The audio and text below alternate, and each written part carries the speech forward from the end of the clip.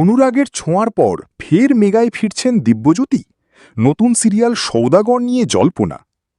ছোট পর্দার জনপ্রিয় অভিনেতা দিব্যজ্যোতি দত্তকে শেষবার দর্শক দেখেছিলেন অনুরাগের ছোঁয়া ধারাবাহিকে। সূর্য চরিত্রে তার অভিনয় এতটাই জনপ্রিয় হয়েছিল যে 4 বছর ধরে দর্শকদের মন জয় করেছে এই মেগা। এরপর বড় পর্দায় সুযোগ পান অভিনেতা এবং সৃজিত মুখোপাধ্যায়ের ছবিতে গুরুত্বপূর্ণ চরিত্রে অভিনয় করেন। তবে বড় পর্দায় কাজ করলেও ছোট পর্দাকে ভুলে যাননি দিব্যজ্যোতি।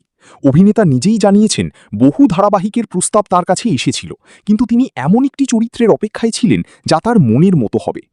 আর এবার টেলিপাড়ায় শোনা যাচ্ছে সেই অপেক্ষার অবসান হতে চলেছে।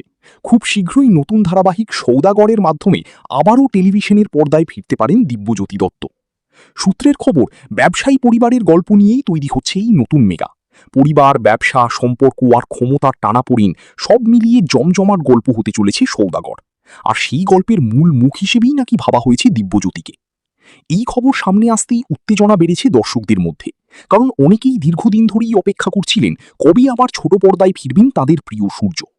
এখন দেখার, গুঞ্জন সত্যি করে খুব শীঘ্রই নতুন অবতারে দর্শকদের সামনে আসেন কিনা দিব্যজ্যোতি দত্ত।